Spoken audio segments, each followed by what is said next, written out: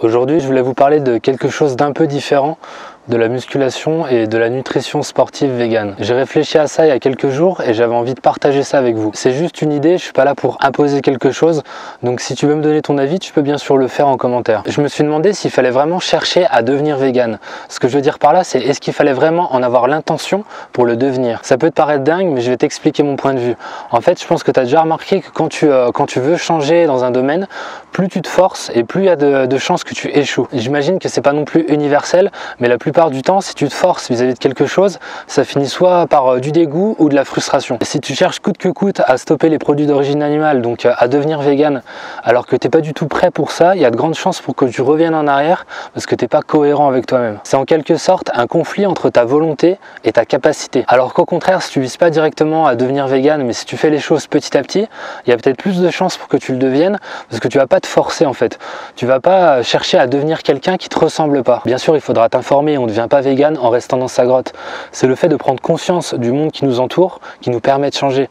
C'est le fait de réaliser de quelle manière sont élevés et tués les animaux, ou même tout simplement de réaliser qu'on peut s'en passer, qui permet de prendre une décision. Mais si tu te forces au niveau de l'alimentation, au niveau du sport ou dans n'importe quel domaine, il y a vraiment énormément de chances pour qu'au bout d'un moment ça coince. L'alimentation et le mode de vie vegan, c'est quand même un cas particulier parce que en fait on vise pas quelque chose de strictement personnel. C'est vraiment un choix un peu collectif en fait. C'est un choix personnel aux conséquences collectives. Donc en quelque sorte, ça peut paraître normal de vouloir changer le plus vite possible. Et ça peut paraître normal par conséquent d'avoir besoin de te forcer un petit peu au début parce que tu prends conscience qu'il y a des vies en jeu et du coup tu as vraiment envie de le faire assez rapidement quoi. Tu seras obligé de faire quelques efforts, mais je pense que ce sera plus efficace si tu vises des efforts atteignables. Donc c'est-à-dire qu'ils sont légèrement plus élevés en fait que tes capacités actuelles, que ton mode de vie actuel. Plus le forçage, je pense que c'est comme ça que ça se dit, va être grand, plus les chances de revenir en arrière vont être grandes également. Ce que je voulais dire également, c'est qu'il ne faut pas culpabiliser si tu n'y arrives pas immédiatement. Tu as déjà franchi une étape dans le sens où tu as conscience de ce qu'il y a dans ton assiette et tu as envie de changer ça. Ça veut dire que mentalement, il y a des changements qui sont en train de se faire.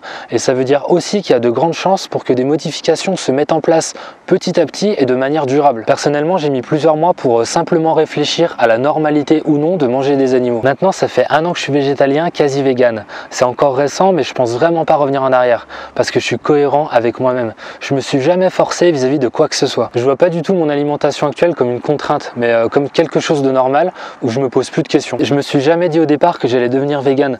J'ai franchi des étapes comme ça petit à petit parce que vraiment ça me correspondait. Alors du coup, quelle est la solution? Je pense pas qu'il y ait de réponse toute faite. Je pense vraiment que c'est à chacun de trouver sa manière de faire. Je vais pas forcément te dire de faire comme moi et de prendre ton temps parce que ça va vraiment dépendre de chacun. Il y a des personnes qui arriveront à devenir vegan du jour au lendemain en l'ayant réellement voulu. Il y en a d'autres qui auront besoin de passer par des étapes comme par exemple ce que j'ai fait en supprimant déjà la viande rouge, ensuite la viande blanche, le poisson, etc. Mais je pense quand même que les personnes qui deviennent véganes du jour au lendemain et qui ne reviennent pas en arrière représentent une minorité. En fait, je pense vraiment que la meilleure chose à faire est de rester cohérent avec toi-même.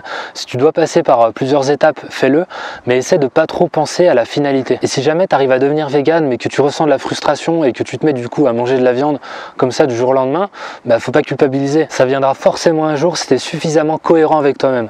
C'était juste peut-être pas le bon moment ou alors tu as peut-être voulu brûler des étapes. Prends le temps de regarder ce que tu as dans ton assiette, de réfléchir à chacune des fonctions des aliments qui sont devant toi. Demande-toi si ces aliments te correspondent vraiment, si l'assiette que tu as devant toi te ressemble, si tu es vraiment en cohérence avec ton assiette. Il faut plus ou moins de temps pour créer des changements qui sont solidement ancrés en toi. Mais de toute manière, si ce qu'il y a dans ton assiette te ressemble pas, si ça te correspond pas, il se passera forcément des modifications. J'espère que cette vidéo pourra aider certaines personnes qui culpabilisent, qui ont des frustrations par exemple, ou qui se demandent pourquoi elles n'arrivent pas à devenir vegan. Encore une fois, c'est mon point de vue et j'espère que tu es suffisamment ouvert d'esprit pour comprendre qu'il n'y a pas de vérité absolue vis-à-vis de ça. Le fait d'être cohérent avec toi-même est une véritable manière de vivre.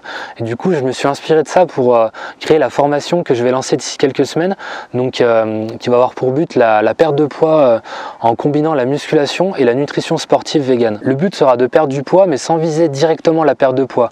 En fait, en créant un style de vie qui permet d'être cohérent avec soi-même pour par la suite perdre du poids. Ce sera vraiment une conséquence.